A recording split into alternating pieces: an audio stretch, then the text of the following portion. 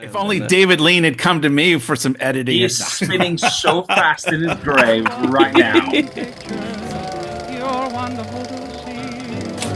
You ought to be in pictures all. Hello everybody and welcome to the show. My name is James, joined as ever by my good friend Steve, and this is Every Best Picture, where we go through every winner of the Academy Award for Best Picture from Wings right up until the present day. This episode we are talking 1962's Lawrence of Arabia, and I am very pleased to welcome my dear friend Evrim Ersoy to the show. Hello, Evrim. So, Evrim, for those of our viewers, listeners, etc., who may be somewhat unaware of you and your great work, why don't you just introduce who are you and why are you here? Well, my name is Evrim. I was originally born in Turkey, and I've been living in England for about 30 years. And I mainly work in film, curation, producing, and also a lot of other work that sort of always stays within the sphere of cinema because it's my biggest and greatest passion. What would you say are your sort of biggest or most prominent projects sort of at the moment, sort of ongoing ones that people will know you from? I program for 3 major festivals. One's in Portugal. It's in Lisbon. It's called Motel X. Primarily focuses on the horror genre, which is my specialty. The other is Imagine Fantastic Film Festival in Amsterdam, which focuses on not only horror, but also sci-fi, and also looks at the world through the expanded spectrum. And so we examine, the role of colonization and indigenous cultures within genre. And then I have Beyond Fest in LA, which is a rollicking good time celebrating the movies in the city that the movies built. Well, that's great. Fantastic. And I can speak firsthand on at least some of that. I was just thinking when we first met, it was probably through some friends in the UK, probably around sort of 2012, 2013, something like that, wasn't it? Was it at Fright Fest, maybe? I think it was. I went to 2012 Fright Fest and I met a few people there who introduced me to a wider group of people who then went on to form a print magazine called Verite Film Magazine. And I remember that you were a prominent contributor of that. And so I think that's how we got to know each other. James, one of the things I noticed when Evrim was introducing himself is through this series that we're doing, obviously, I've gotten to be introduced to a number of your friends that are in the industry, critics and filmmakers, and I am seeing a theme of horror here. What is this? Everybody's in horror. Evrim, would you like to speak to that? Evrim, I like to tease James that since I first started really watching films with him and doing this show with him, there's this theme of horror, and I've watched more people that eat other people than I've ever done before, and it's become kind of an in-joke. Well, look, I really like the dark heart of cinema. For me, horror isn't just the zombies of it all, or like the woman in the woods being chased by a stalk maniac, but it's a language of unease.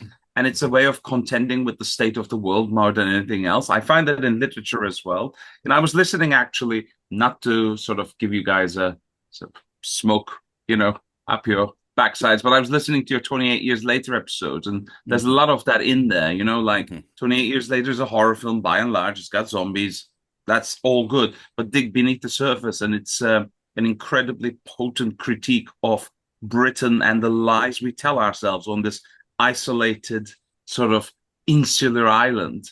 And I found it both shocking and incredibly brave as a film. So that's why I really like horror. It's a way to contend with the world through the prism of tropes.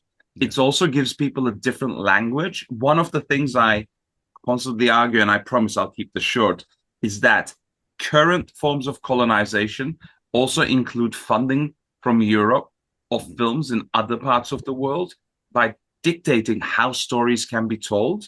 And horror helps filmmakers circumvent that sometimes because it's not all kitchen sink drama or what I like to call misery porn, but a different way of telling the story. I like that you bring up colonization, because obviously that is going to be a major theme of what we talk about today. And yeah, I love that idea of sort of the stories that we tell ourselves on that little island where the Brits all grew up. And if one of the themes of Lawrence of Arabia isn't a kind of a betrayal of that to some degree, or an attempt to or the continued attempts to impose that sensibility on other people that couldn't care less for it, and then how someone like Lawrence himself betrays that code of conduct, shall we say, is pretty central to the film. But I wouldn't want to get ahead of ourselves.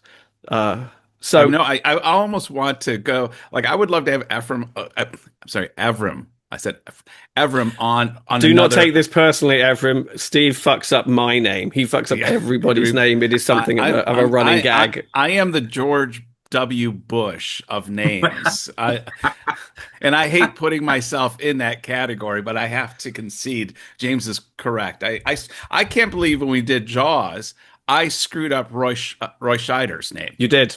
I did, and I didn't even realize I screwed it up until I was editing it. I thought, I know it's Roy Scheider. Why did I say like Rom Schneidler or something? I forgot what I said, but it's just I didn't want to break your train of thought, but you totally did. Yeah. But I was going to say is I would love to have almost a show where we discuss this very issue. I'm sure we're going to go into it in a bit with Lawrence of Arabia, but more specifically, because I was just thinking about what Danny Boyle recently came out and said he would make Slumdog Millionaire today, because he would feel he wanted to have a young Indian director do that film.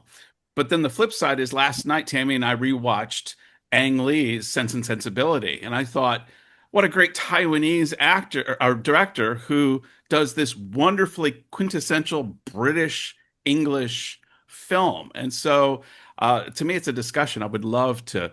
If I could just jump 1 second, I think the problem is that the balance of power is uneven. So Ang Lee, a Taiwanese director doing a British story, is a minority taking on a ruling story effectively. When Danny Boyle makes Slumdog Millionaire, he's imposing the will of Danny Boyle upon a much different culture.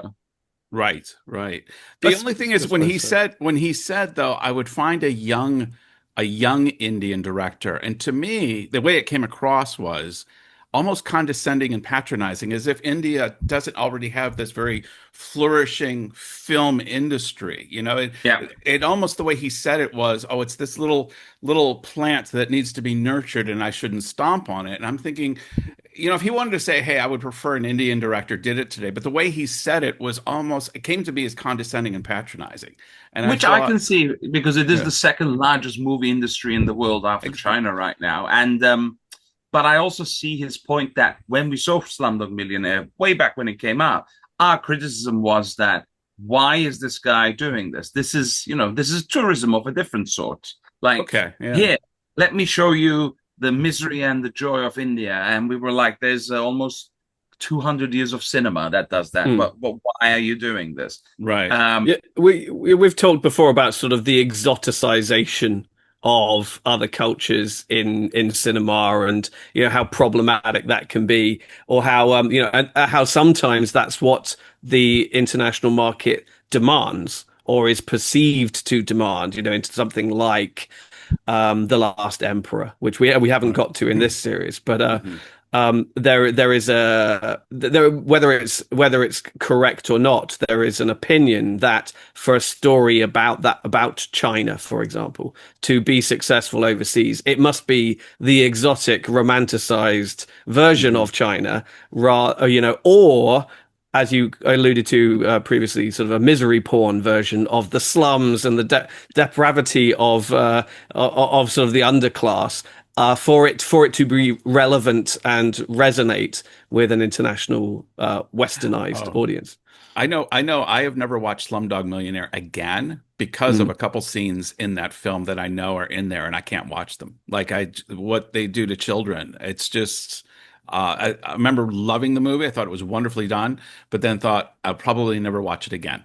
For that very reason I wasn't thinking of it as misery porn. That probably that concept hadn't even entered my thought process at the time. But remember thinking how when they put the little boy's eyes out just to have him be a beggar, I couldn't stomach watching that again. It was just too much. But I'm sure that's what won over Academy voters at the same time. They're like, oh, the poor destitute lad. At least he got to sing later. Anyway, we digress. But I love these conversations because I'm learning a lot too. Definitely. All right. So Evrim, when we approached you about joining us on this journey for an issue, for an episode, we settled on David Lean's Lawrence of Arabia. Sure. David Lean's, please. That you passed the first test. Okay, good. So, why did you choose Lawrence of Arabia? A complicated answer. I think the main reason is that I haven't seen this film in nigh on 20, 25 years. And when I watched it the first time, I loved it. But having spent now most of my adult life being British and having effectively two identities living in one body, I wanted to revisit it, and I wanted to revisit the characters and what it's saying and the historical situations. But also, now that with the internet at our fingertips, I wanted to look at where it fit in the history that we were taught as kids back in Turkey. And I can say it was definitely an interesting experience. It's a magnificent film. Let me just start by saying that. And I think Sir David Lean is immaculate filmmaker. If he's a filmmaker, what's everyone else? It's that level of attention to detail and eye for cinematography. Nicholas Roeg is one of the second unit assistant directors. He's working with a crew that is stacked to the brim. But also the film does have some very of its time things like Alec Guiness and Brownface and no real Arabs per se. Just so much of the supporting cast is like, you're vaguely brown, so you can you got Anthony Quinn playing a sort of an Arab character, and Jose Ferrer. Jose Ferrer as a Turk. He's Turkish. Yes, he's the Bey, the very notorious Bey. But I thought it'd be really fun to look at it, as a 44-year-old adult rather than a 20-year-old who was just swept away by it. Absolutely, yeah, and I'm sure we will get into all of that. So, Steve, let's go to you. So, what's your sort of relationship with this film as you approach it today? Well, like Evrim, I hadn't seen it in quite a few years. I think I'd started watching it maybe 4 or 5 years ago and didn't get through. It's quite a long movie, and I don't know which version exactly I watched, but it was 3.5 hours long, and so it takes a bit of time. You have to settle in and throw yourself into the story. Like you were saying, though, watching it through a fresh set of eyes, your first thought is, why is Alec Guinness playing an Arab, like one of the most British English actors? But it goes back to something, James, you and I said. We were talking about the movies of the 70s and how pre-70s there was kind of we had to have considerations for a certain moral code, the Hays Code, and different moral things that we could and couldn't have into our in our films, and we had to be sensitive to those things. And then going forward from the 70s, it switches, and there's other things that we need to be sensitive of. But kind of in this area in the 60s, 70s, you can see there's just no thought whatsoever being given to, why is this Englishman playing an Arab when I'm sure we have plenty of Arab actors that could play these roles? Like you'd think that somebody like David Lean, who, as we were saying, is such a wonderful filmmaker, would want more authenticity for his great grand epic of World War I Arabia. And yet that obviously never entered his mind, or if it had, it was just not a serious enough consideration for him to really go in that direction. So for me, that was one of the first things that hit me, is how, in many areas, how inauthentic the film actually becomes. Well, I imagine it is something that crossed his mind. I mean, it might be wrong, but I imagine it is something that crossed his mind. But it was more a case of, the film industry in the 1960s, deliberately or otherwise, had a dearth of suitable, ethnically authentic performers who were either weren't being given the opportunities, or just weren't even being given the opportunity further down the line to even get into the industry. I mean, it wasn't that long ago that they were still doing blackface. What's his name in Breakfast at Tiffany's wasn't was around. Mickey Rooney. Mickey Rooney. That was around this time still. You know, it's been a very, very slow process. And I think really only in the last, I mean, we're at a very weird time right now where there's been almost a massive overcorrection, almost. And then and sort of certain companies like Disney, for example, are really sort of reeling with how can we do this and appease everybody? Whereas I think at the 60s, it was still obviously okay. Otherwise, they wouldn't have done it. I mean, David Lean has a relationship with Alec Guinness. You know, Guinness won his Oscar for David Lean's previous winner, Bridge on the River Kwai, which was just 5 years earlier. I think Guinness was even offered the role of Lawrence, and you know, along with almost every other age-appropriate white leading man, but. Probably also the consideration is the, you know, the same way the Chinese industry here primarily does movies for Chinese people. You know, their main audience, yes, there is some international dynamic, but they primarily make Chinese movies in Chinese language for Chinese people. Whereas, and probably during this time, 1962, you know, international considerations were secondary considerations. These were white Western filmmakers making white Western films primarily geared towards and to be watched by white Western audiences. I mean, is that a fair assumption, or am I missing something there?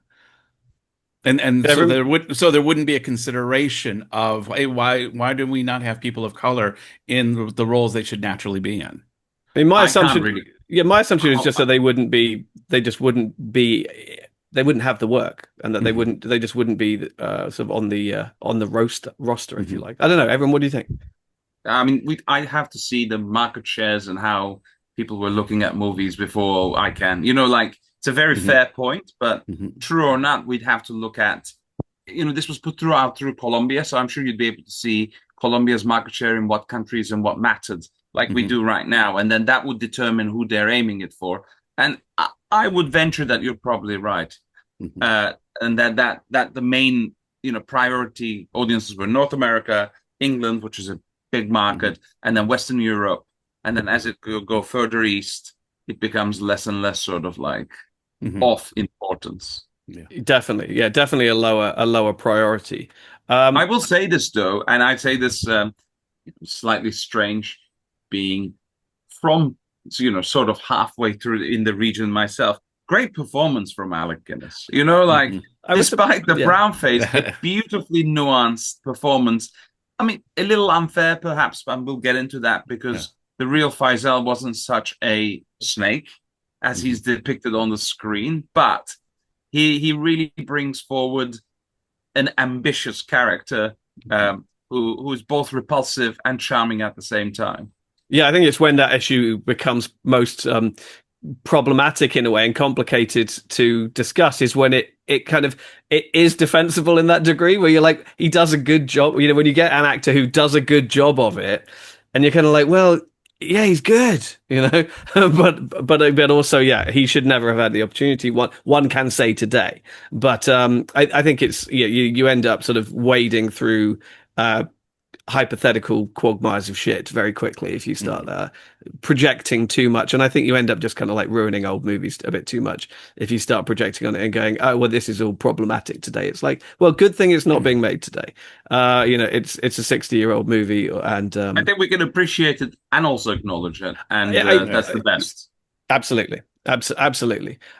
So yeah, I mean, I always forget. I mean, I haven't seen this movie a bunch of times. I think this is probably the second or third time I've actually sat all the way through it, start to finish, and I always forget how much of the story is just about him as a man and wrestling with himself and with his identity, and where do his allegiances lie, and the inner turmoil he has with violence more than anything else. His desire for violence. This is the part I always forget, is how bloodthirsty he becomes and how aware of his own bloodthirstiness. You know, I always forget the bit where he says, "And I enjoyed it." You know, when he had to kill that guy. You know, it's not the fact that he took charge. You know, he did the very British thing where he got in between. An argument between two different sort of tribes, different groups, and he was like, "Oh, only I can see be the bigger picture and I will exert some kind of sort of clear-headed authority over this. It's not that, but it's just the fact that meting out punishment and meting out violence sort of turned him on, if you like. It's also a very neat bit of classic narrative of the region that, you are responsible for the life of the man you rescue, which is one of the reasons why a lot of tribes won't rescue people.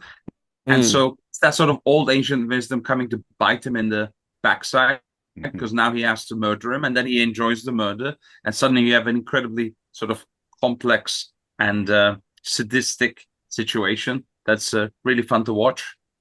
Yeah, and I thought the implication from Omar Sharif's character is that don't go back for him. It is written. Like, it has been, fate has already decided. You are trying to overturn fate. And there's almost a feeling of, by his overturning fate, he sets in motion a series of events that eventually, actually leads him down a road of violence.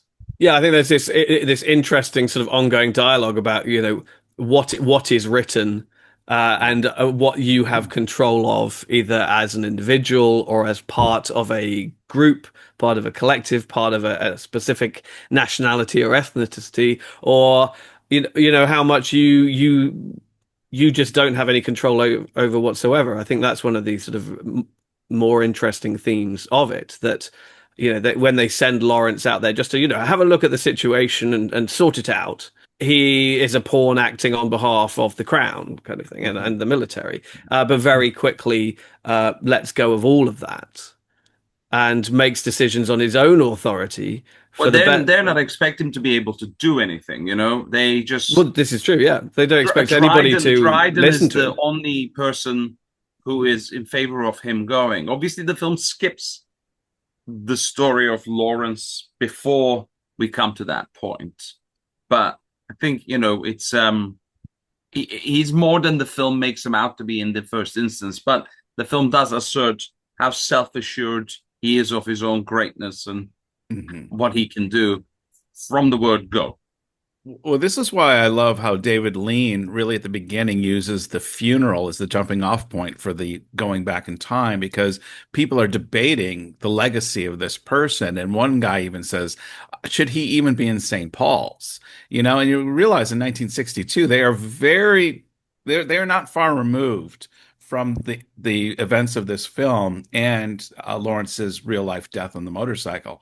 So obviously there was already speculation and discussion about what is this character like? Like, do we have a larger than life hero that's largely the construct of journalism and what we've been told, or how deep and how nuanced is this guy? And I think that's one of the things I appreciated in the film. I mean, I think very Citizen Kane. Yeah, exactly. Yeah, Citizen Kane. Yeah, the structure of, like, you have his death first, and you're like, what kind of a man was he? I'm trying to think of what was that other older film where they talk about the main character being some kind of a man, and not being. That's a noir. That's it's the Touch of Evil. Touch of Evil, isn't it? Yeah. Yeah, at the end of that, and they thought he was some kind of a man. But it's a wonderful narrative construct to begin at the end. End with their death and then be like, well, what did he mean to these people? And because I think certainly people of my generation, I think it's fair to say, or let's just stick with me personally, I heard of the character because of the movie. I know of T. Lawrence because of Lawrence of Arabia, first and foremost, rather than, who he was as a historical figure. But I think probably when the film came out, you're close enough to the real man's death that there will be at least a generation or two who will have known him in the news and in history, or even personally. And that was I'm sorry. I was just going to say, so I didn't even know, going into this for the first time, that it was up for debate that he wasn't considered this sort of heroic figure, that there was any sort of question mark over who he was really. And by the end, you're just like, oh yeah, I mean, I don't think I think that's the whole point of the movie. I don't think even he knew who he was or where his allegiances lie. Well, there's also the inference when he gets captured by the Turks and he's tortured. A 1962 film doesn't really show you. Now, I don't know how authentic or how, you know, real that was. But if that really occurred, the implication is that not only was he tortured, but probably sexually molested. And what kind of impact does that have on a person and the way they view things? Because obviously, post that experience, he definitely has a different outlook in life. So the implication is what happened when he was captured was much more traumatizing on him than what they could show in 1962. I mean, for me, that if that does anything at all, it further demonizes the Turks. Because you see so little of sort of the Turkish establishment. I mean, the Anthony Quinn's character was supposed to be sort of, no, you help me out here, Evrim, was supposed to be sort of an Arab tribesman, but on the Turkish side to begin with, and then he's turned over. But as far as sort of the Turkish establishment goes, it's really only that one sequence, isn't it? When Lawrence is arrested and brought in. The sequence where they massacred the running soldiers without mercy. But you only see the aftermath of that, really, don't you? If I remember right. You see the men getting cut, and there's a few insert shots of Turkish soldiers just getting brutally murdered, and even at one point, one kind of surrenders, and Lawrence just shoots him. Oh no, yeah, sorry, yeah, you are right. Yeah. And then let's not forget the Turkish guy at the train derailment who gets a lucky shot in Lawrence and grazes him, and he, that those are the very brief. We don't ever see any. But in terms of sort of efforts to develop character, it's really just that one sequence, and they're seen as almost like sort of secret police or sort of definitely militarized of Stasi-esque kind of. Well, actually, he's meant to be the governor. So, this is a big point of discussion among historians. Did it happen? Did it not happen? Was there sexual assault? Was there not? Is Lawrence, creating a myth? Or was it? And they're still debating it. There's no answer. So I can't say to you, this is what happened. Yeah. But what I did find out, digging into it, is that it's meant to be the governor. The son of the governor denies it vehemently that his father, had any interest of that sort. But the only historic figure he can be is this governor, who actually has crucial hand in organizing two of the congresses, which are part of the army being formed for the Turkish independence war. So he's a key figure in our history. But of course, we don't ever hear anything about him being a part of Lawrence and that side of it, because for Turkish history, the way we're taught about it, this period is a very short, because it's all about that Sykes-Picot agreement and the trio of war winners deciding how to divvy up the Levant. That's it. That's what's key here, not the Arab revolts and all that. So digging into it is really interesting, because you're effectively seeing granular stuff that you don't see when you just get taught the broad strokes.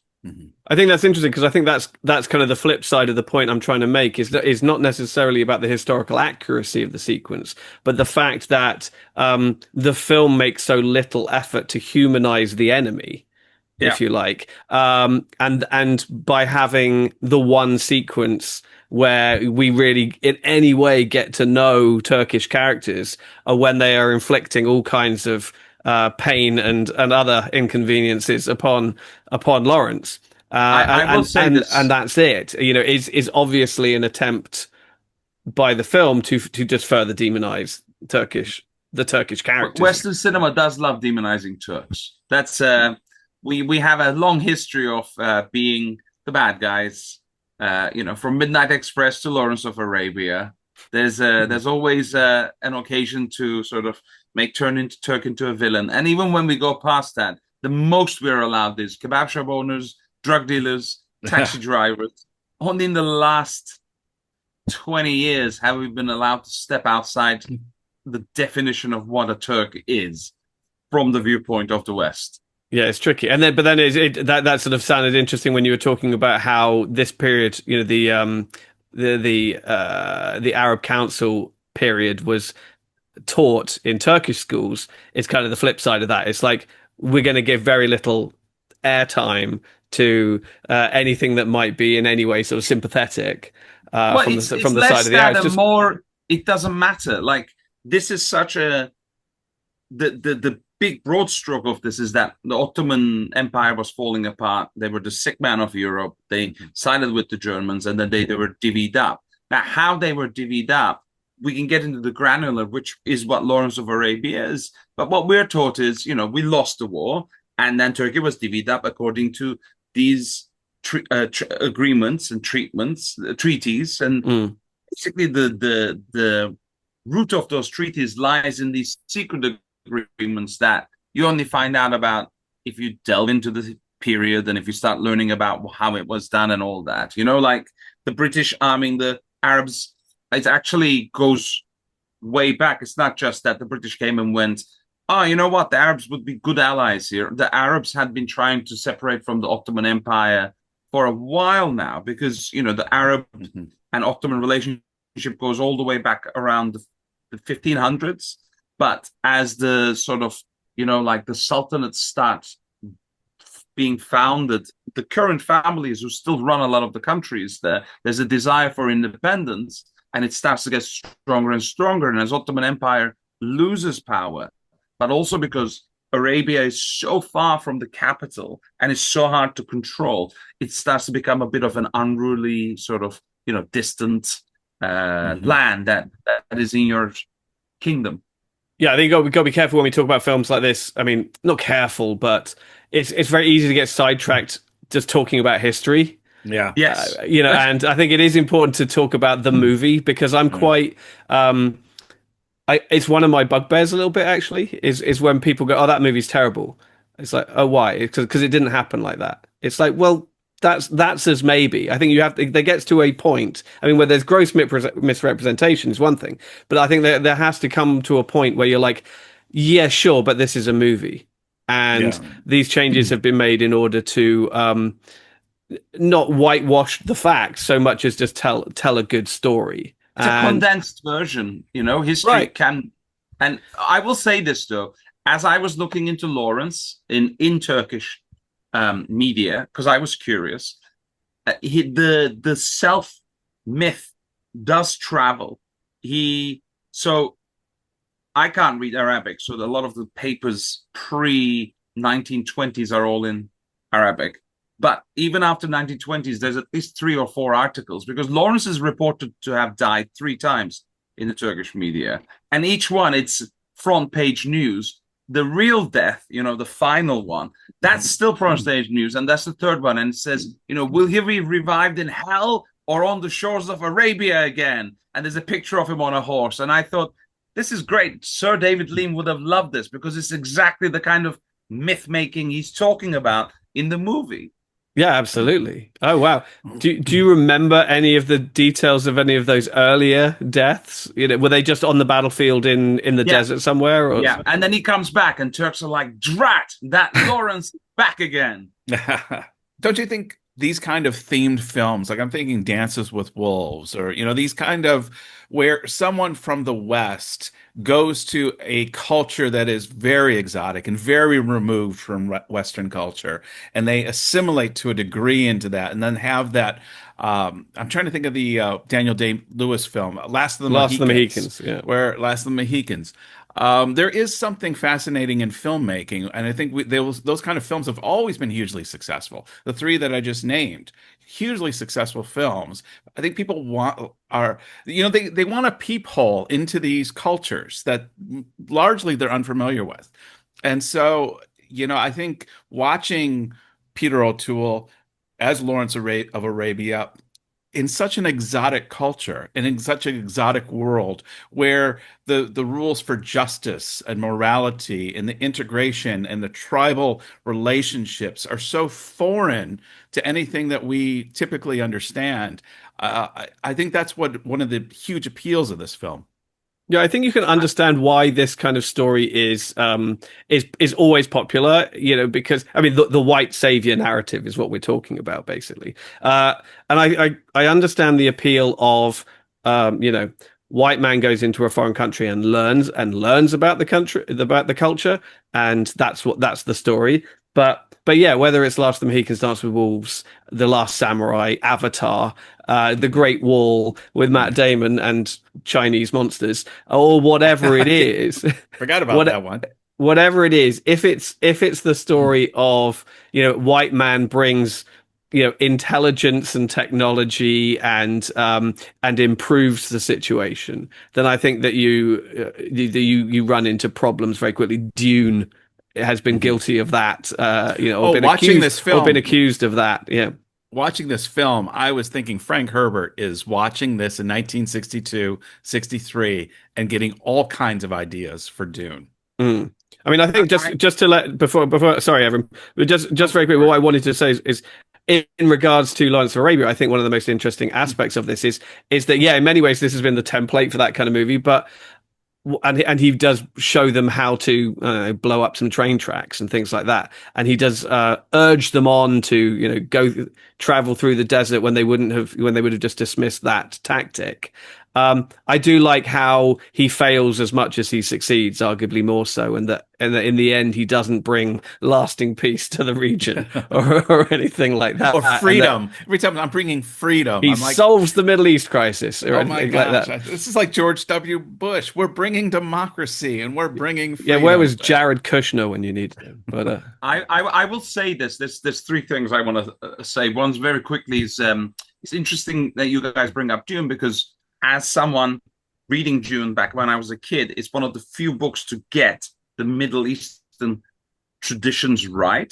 Mm-hmm. And reading that in a sci-fi novel was one of the most thrilling things that could have happened to me as a teenager, because here was the places around me, just represented correctly. So, Frank Herbert will always have my gratitude for that.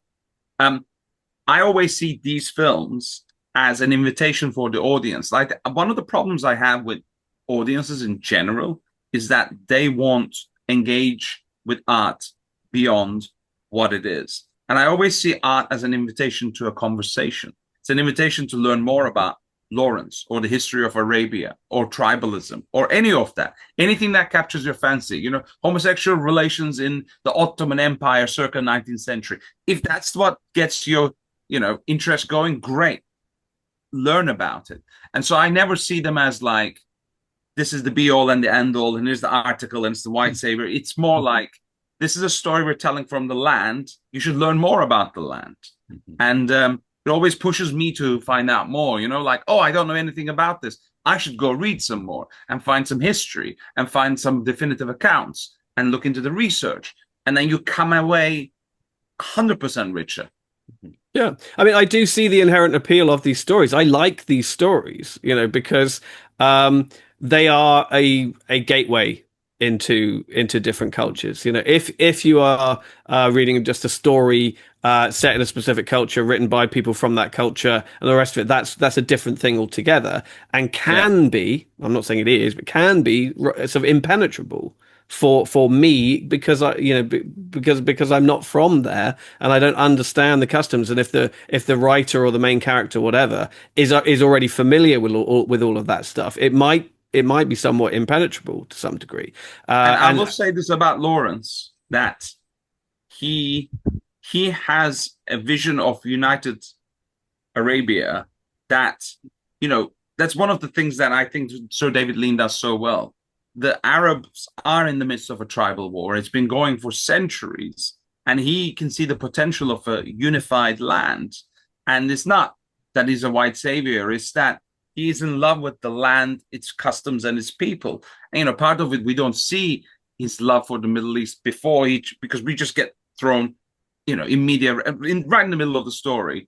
And I think it makes him very interesting, because there's, characters like this in history who fall in love with a place and become almost assimilated to the culture and work for the good of that place and fail or succeed, but they become interesting people. One of the scenes that really impacted me was the beginning when Omar Sharif kills the guy who's drinking at the well. And Lawrence is like, how could you do that? And he says, oh, I forgot the name of the tribe. He's from this tribe. They know they can't drink at our well.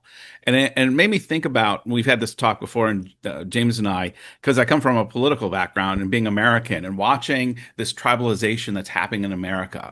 For all of America's faults, one of the things I was always proud of it growing up is like Republican, Democrat. We might be opposing parties, but we always put, by and large, the country first. We never saw each other's enemies. And watching this tribalization occur, it got me thinking, like, are we becoming a country that is falling into this trap of where you're MAGA, you're not allowed to drink from this well, the well being metaphorical for anything. You can't stay at this hotel, you can't eat at this restaurant, or you're a woke liberal, you can't do this, like, you're part of this tribe, you're part of this tribe. And watching that poison that enters humankind, it's not unique by any stretch to the people of that culture in that region. It's a human issue, and that was one of the things that crossed my mind in that scene. I mean, I will say this, not to be disrespectful of America in any way, but the tribalization has been going since the beginning. The Irish, the blacks, the Chinese, the woman, Yeah. And it's not just there. It's not Yeah. a uniquely American problem. America almost sometimes acts as like a microscope. You guys take the problems of the old world and then you put them into a smaller place and you just accentuate them, and then we see them blown up to huge size, and it suddenly is like, holy shit, our behavior is so reprehensible.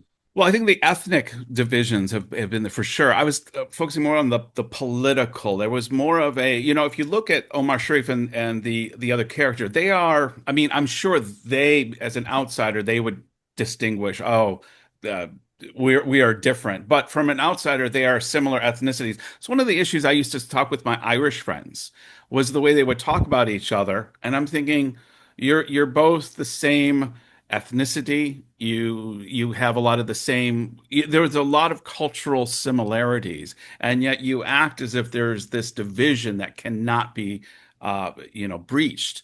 And that's the way I felt in that situation. Whereas I think a lot of times I don't want to get off track on we're talking about Lawrence of Arabia, but I'm just thinking about how in a lot of multicultural societies, they're attempting to do things that really haven't been done before, like trying to integrate into a single culture or into a single country people from very disparate ethnicities and cultures. It's not easy. And so at times, even though we can get very upset with the pace of which we're moving forward in those areas, I'm always encouraged that it's happening, that it's actually to a degree occurring. And so I probably cut this part out, James. Change is painful, so I hope we'll get somewhere good. Absolutely. I'm always encouraged.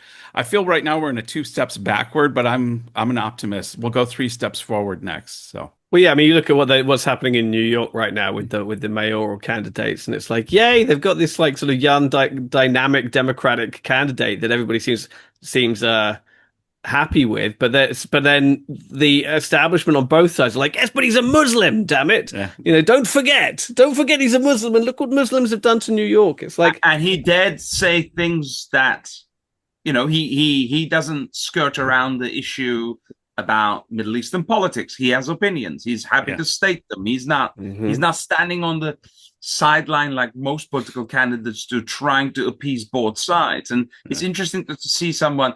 Look, I don't trust any politician. That's why they're politicians. There's no one who goes into it who's clean, and there's no Jimmy Stewart's. There's no Mr. Smith Goes to Washington.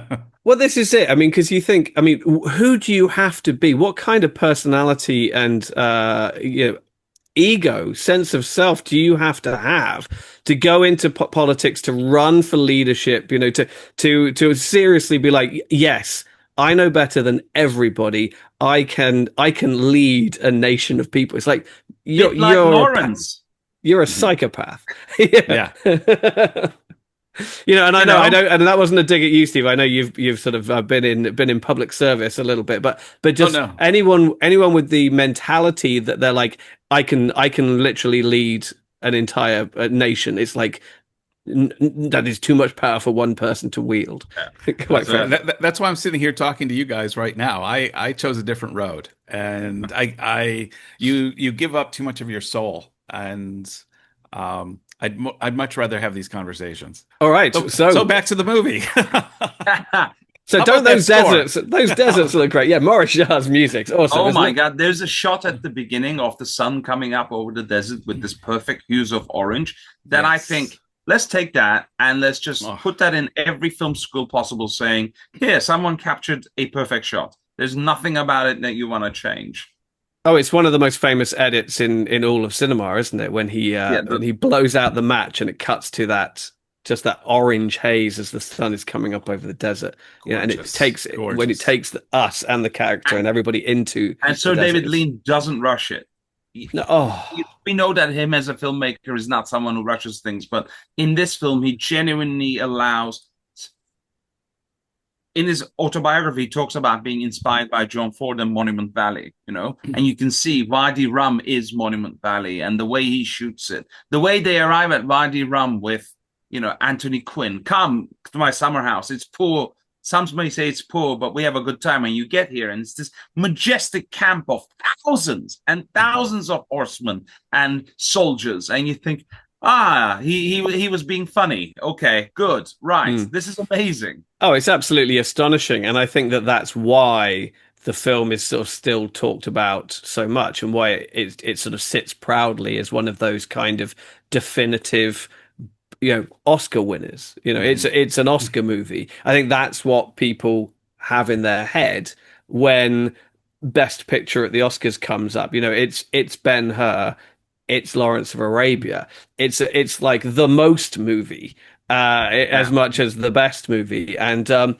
this, I think we're at the sweet spot where that really was true. I mean, we were just talking about Ben-Hur just, a little, not so long ago, when that won 3 years earlier, and Bridge on the River Kwai a couple of years before that. And you're starting to see the emergence of just this kind of literally scope and scale, the idea that they can create, epics in the very real sort of sense of the word. And arguably this is the pinnacle, right? I mean, this is where everything fell into place, and quite possibly they've never topped it since. Well, Ben-Hur, when we did Ben-Hur, James, I mentioned the anecdote of when I got to watch Ben-Hur with Charlton Heston.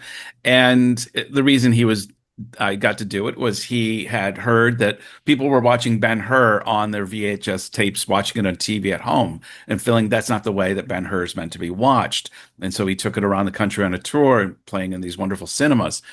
And I really felt I lost some of the aspect of this film watching it even on my decent sized TV. This is not a film that is meant to be watched in a living room on a TV. This is meant to be in a cinema optimally, probably IMAX if it was done today. I mean, this is a film that is so big in its scope and its desire to take the audience on a journey to an exotic land and have them exposed to this, that it really is. I felt I was just losing something watching it on my TV. Having said that, and maybe it's because of that, I completely agree that David Lean having these wonderful moments where he's not in a rush to move on to the next scene. Let's just hold this for a bit. Totally merited.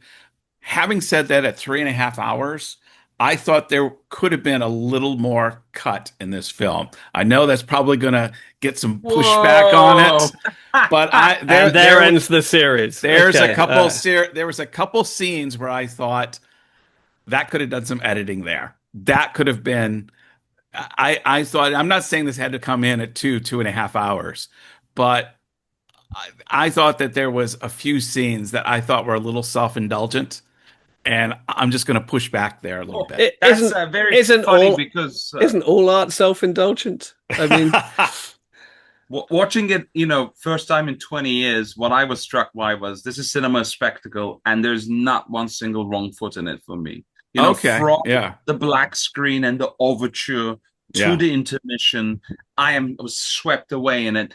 But I will say this, Steve, I watch a lot of Indian cinema, which regularly clocks in at 3 hours. And not all of it is deserved, but then every once in a while you come across a film that is so intricate in its plotting, so beautiful that you think this is fun. So my DNA is very much in tune with this is an epic story. Every second of it is going to take what it's going to take, because Lean's going to just let us luxuriate in this world and in Yeah. the company of Lawrence. And that's like I said, I almost want to know if I'm wondering if I would have the same input if I had just watched it on the big screen rather than my living room. If I'd watched it in the cinema, I very well may have felt that way. But watching it in my living room, like the whole scene where Anthony Quinn is with his son and they come into the camp and they're explaining different things, that went on for quite a while, and it really doesn't advance the plot. And I'm thinking, okay, I would have cut some of that. Through my mind, I'm going, I would have cut here, I would have cut here, I would have cut here. Maybe I shouldn't have been thinking in those terms, but yeah, I just thought there was a little fat in this, and I know I'm going to be the minority voice of the three here, but that's my thought. I mean, I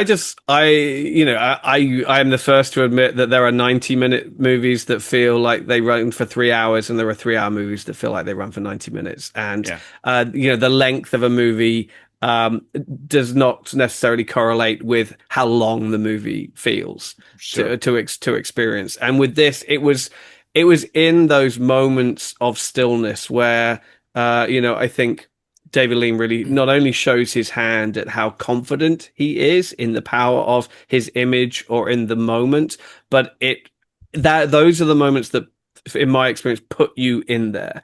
Mm-hmm. I mean, because I have been in the desert and I have been on the mountaintops and I've been around the world, and there is a sense of stillness and there is a sense of silence that is all consuming, almost to a threatening point, that you can have as many crowd scenes as you want and you can have armies of thousands, but nothing, I think, can feel more monumental or more imposing than nothingness. No. And just that massive sense of space, and because it just feels isolating. In my defense, I totally agree with you. And those are the scenes that I think Lean does a wonderful job, where he just lets you experience this and he's in no hurry to move off this moment. Totally agree. I thought there was, though, some areas, just some interactions, some scenes that I thought were not moving the plot very well. And those were not those awe-inspiring scenes. I thought he tended also to draw out some scenes that had some interaction between characters that I thought could have been tightened a little bit. But I'm not going to be overly critical. But yeah, sorry, go ahead. No, I was just going to say to that, I would point out, for example, the scene when Lawrence comes back for the first time to Cairo in his garb, and Lean lets it play out in immaculate detail, because it's more shocking than the capture of Aqaba, and more shocking than the tribesmen, because here's a British officer in native clothing bringing a general into the officer's mess hall and getting away with it. It's so, I found it so radical, because David Lean's really sort of pushing into that idea of British identity and what it means and the hierarchy. And he plays it more when Lawrence comes back and says, give me a desk job. And he's trying to talk to the other soldiers because he's craving that incredibly humdrum Britishness, that is diametrically opposed to what the tribes and the life with the tribes is like. And the other film that this film obviously reminded me of other films all the way through it. I mean, films that, for the most part, films that had sort of been influenced and had borrowed from this movie, from Star Wars to what have you, but to Dune and what have you. But I did also see sort of glimpses of films that perhaps had an influence on this one. We've talked about Citizen Kane, perhaps in the storytelling script structure, but also The Life and Death of Colonel Blimp, which is one of my all-time favorite movies. It might be my favorite Powell Pressburger movie, which also begins kind of at the end of the story on motorbikes, zooming through the sort of country lanes, before flashing back to a better time of proper soldiering and dispelling the myth of the Britishness as it is exported by the military worldwide, and time and again. And it was moments like that mess hall. It reminds you of the Turkish baths where Win Candy is languishing walrus-like, at the at the beginning and end of the movie. Just this ridiculous co-opting of spaces, and giving them a sort of a practical use while almost sort of ignoring their inherent sort of beauty and sort of all the traditional craftsmanship that's gone into it. All little moments like that, I was just like, oh yeah, we're really good at this kind of terrible colonialization. It was it's wonderful, and I and it clearly is clearly is a sort of direct lineage of British filmmaking as well. Yeah.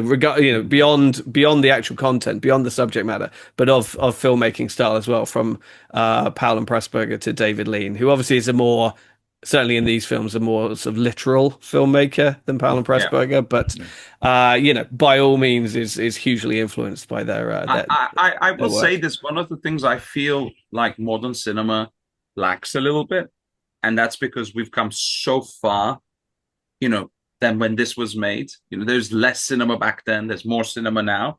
Is that the points of reference have become almost exclusively cinema. Cinema references itself more than anything, whereas filmmakers like Lean and Powell and Pressburger lean on fine art, opera, ballet, painting, like philosophy sometimes, ideas that they lift wholesale to bring to a new form of art. And that makes it really thrilling even now. Whereas, Dune referencing directly Lawrence of Arabia becomes the thing referencing itself again and itself, and it just becomes the sandworm eating its own tail, if you like. Yeah. Exactly. Right, we should probably move forward somewhat.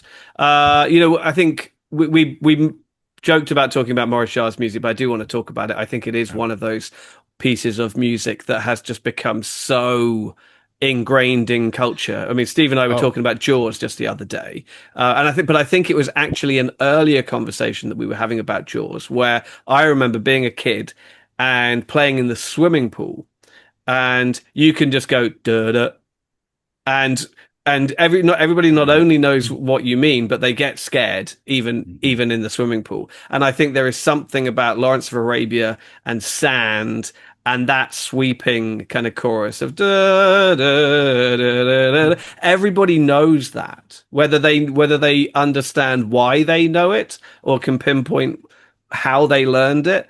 I mean, maybe it's another inherently British thing, just growing up at a certain time around certain people in certain places, but it's one of those earwig refrains that immediately evokes the desert and a certain sweeping elegance. It sums up the film in its most succinct way. It's romantic, it's exoticization, but it's also epic. You want to ride into that music, and it's fantastic. It's so when you hear the strings, it just immediately transports you.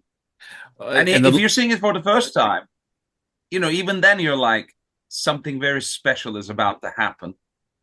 And it's so familiar and so popular over the decades that a lot of times people are not realizing that tune is from Lawrence of Arabia, because they've seen it imparted in parodies. I mean, I remember watching it in The Simpsons, where they're walking through the desert and they start playing Lawrence of Arabia.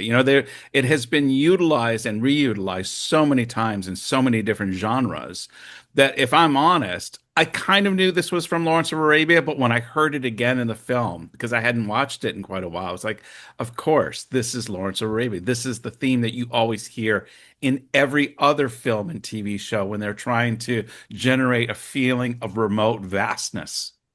And I love the way that it's used right at the very end, when he's in the back of the car. Yeah, because it ends, the movie ends kind of quite abruptly almost. Because I mean, everything has been said. It doesn't need to kind of come full circle to him dying again or the funeral again or whatever. But it's just him sitting in the back of the car and the dust is being kicked up in his face. And it's almost like it's being played on a little music box. It just goes cling, cling, cling, cling. And it's just like, it says so much. It's almost like that, all his efforts have been diminished, perhaps. Or it's all fading into a memory. It now exists only in his head. It evokes to me all these sort of different ideas, as he is essentially being escorted from the country, and we already know that he will never be back, and that he won't even. Interestingly, I thought maybe I should have looked at the credits. I didn't even think. I thought it was being played on potentially Middle Eastern instruments at that point. Quite possibly. Maybe the kanun or something like the sitar, just for the first and only time. And I thought, it's exactly what you said. But I thought it in a way like, is it being absorbed by the memory of the land? It's already a distant thing, and just something in the wind that is local law. And now he has to chase it because he sees that motorcycle, and the first time we see him is on that motorcycle chasing it. And I thought, this is sad, very, very sad. Yeah, it really is a kind of heartbreaking ending, isn't it? Where he's just been sent home, really. Here's a medal. Yeah, he's just been dismissed and shelved, and it's just like, yes, very good, nice, but we're not really going to pay attention. Hey, but being a colonel, he gets his own room on the ship back. So hey. There you go. So it all turned out for the best. I was thinking, have a great line about he says, you're a general, but I need to be a king, and yes. It shows how Lawrence has completely been sidestepped. The discussions are now so way above him, so politically intricate. There's nothing his idealism can bring to the table. No, for sure. And it's interesting, we're watching these events 60, 65 years out, and we've watched the history of that region through another lens, and realizing still how difficult it is to get some kind of peace in that region. And British. The British are at fault with everything. They started meddling, they're still meddling. Sad but true. I thought I'm going to have to start calling James English now. Hey, English. English. I think there's another movie where the main character's called English. I want to say it's like it's not Guy the Kevin, or it's not the character's called Turkish. This is true. Or is it like the Kevin Costner Robin Hood Prince of Thieves? Is that what Morgan Freeman calls him? Does he call him? I want to say there's another big movie where the main character is called English. Hey, we must move on. So let's have a look at the 35th Academy Awards, where I don't think it came as any surprise or was any kind of an upset that Lawrence of Arabia came into the night with 10 nominations, and it took home 7 of them. What's surprising is it didn't get an acting win. That was the thing. This is one of the big ones. Is that you got to remember? Peter O'Toole was a newcomer. I mean, in the opening credits it says introducing Peter O'Toole. I mean, he was an unknown who was cast late on because he looked like Lawrence, even though apparently he was much taller. After literally every main actor in Hollywood, from Marlon Brando to Alec Guinness to Montgomery Clift, had been offered the part and had turned it down for one reason or another. And I think it's more of a tragedy in hindsight, because obviously Peter O'Toole went on to become such a legendary screen presence and was nominated, I think, 8 times and never won in his lifetime. But yes, looking back, I mean, clearly it's one of those performances like Charlton Heston in Ben-Hur, like Russell Crowe in Gladiator, like Cillian Murphy in Oppenheimer. He's in almost every moment of that movie, and the movie is even named after him, and it's so much about him and about that performance that I think it is somewhat tragic that he didn't win on the night. And yet, I can't begrudge Gregory Peck winning. Sorry, I love that performance. This is it, and that's a beloved actor who'd been around for ages in a part that everybody knows, right? Yeah. Everybody obviously knew the book, and he does it so beautifully. That speech he does, just play it over and over again. Just the very nuances of him acting, because like Lawrence is epic, so Peter O'Toole's on a big scale. That's very small, so Peck has to fit within that small. It's a courtroom. It's this big. Yeah, it's a stage. Yeah, it's a stage, and he just brings something to it that's inherently human. And it was a tough group as well. If you look at the other nominees, I mean, Peter O'Toole, yes, as we've established, killed it. But people are like, okay, he's this new kid on the block kind of thing. You've got Gregory Peck, Burt Lancaster, Jack Lemmon, and Marcello Mastroianni. were And the Jack others. Lemmon and Days of Wine and Roses, my God, you know? I don't know that movie. Yeah, I don't know that either. I'm gonna It's have a to. Blake. Oh. It's a Blake Edwards movie, so that's something. Yes, it's about two alcoholics who are trying to stop drinking, but they're going to take each other down to hell, basically. So it's good or it's not? It's incredible. Oh, wonderful. Okay. I was It gonna might say- make you want to give up alcohol altogether, or maybe you Oh. want to have a drink. Oh, okay. Okay, good. As long as it's one way or the other, that's fine. But I mean, Lancaster, Birdman of Alcatraz. I mean, sure, solid. Great film. Marcello Mastroianni, Divorce Italian Style. I believe I watched that Fine. very recently. Actually, I think I did. Oh no, I watched the I'd one say with that's Sophia the Loren. weakling. That's charming film, but I wouldn't, put it with the rest of them. No, it was the 60s. Hollywood was on its big Italian cinema kick. I think Sophia Loren won Best Actress the following year, if I remember rightly, or the previous year, right around this time. There's no female nominations, and it just reminded me there is no female. There are no female speaking parts in this movie. It just dawned on me there is nothing in this film, and if you were going to remake it today, there's no way that could stand. You'd have to have something. The only women in the movie, if I remember rightly, are the tribeswomen standing on the cliff going, I don't want to make the noise because I'll... Oh, see, I was being sensitive, Steve. But it's just... and the picture of the belly dancer in the tent of the Ottoman soldier in the camp when they invaded. That's the other woman you see. It's quite astonishing because I think it still stands today as the longest Best Picture winner at 228 minutes or whatever it is. Sir David Lean said they set out to make a preeminently homoerotic film, and he likens the relationship between Sheriff Ali and Lawrence to Brief Encounter. So it makes sense. Huh. Well, that doesn't. Yeah, I mean, okay, sure. I'm not going to stand up and clamor and say it needs female speaking parts in it because I think I'll say this: it didn't. It was fine to see the woman there at the time who played a part in this because we know they did. There is no event in history that didn't have an equal input from women, men. There will be characters who would have been a part of the Sykes Agreement or in Arabia at the time or encountered Lawrence. And I'd love to have seen their take on a man who is so inherently manly and who is so much part of that brotherhood of men. This idea that the Brits love from boarding schools all the way to war. But that doesn't mean I want the film changed, obviously. Well, this is why it became. I think it's already falling out of favor, but it became very fashionable about a decade ago to talk about the Bechdel test. And every film had to be held to the Bechdel test, and the Bechdel test essentially, if you don't know, basically says that the film must have at least two named speaking female characters who talk to each other in the movie about something other than men. And you're like, okay, but I like the Bechdel test. I think it's a red herring. I mean, because here is a movie that comes nowhere close to passing the best Bechdel test. Also, here's a movie made at a different time and a different place. Not everything.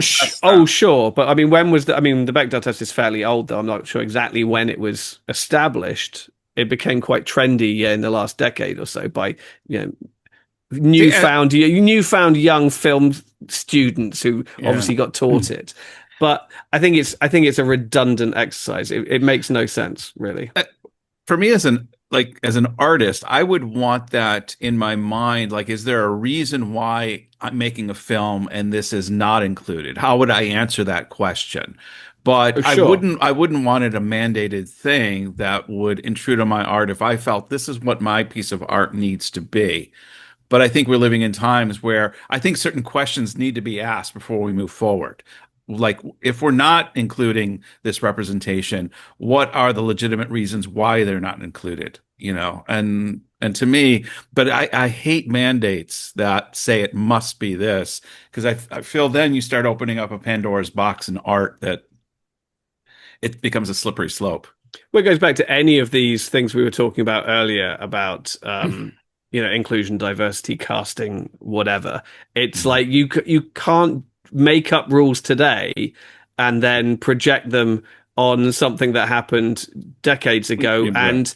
and demand that they are held account to them, or that they're answerable to them, because you look at what the rules were in the day, and if there was a problem, if the rules weren't right in the day, then we can make sure that the rules are better today, if that makes sense. But if you start I don't holding know them, if anyone's looking at Lawrence of Arabia and saying it doesn't pass the Bechdel test. At least I haven't seen I any. bet there are. Yeah.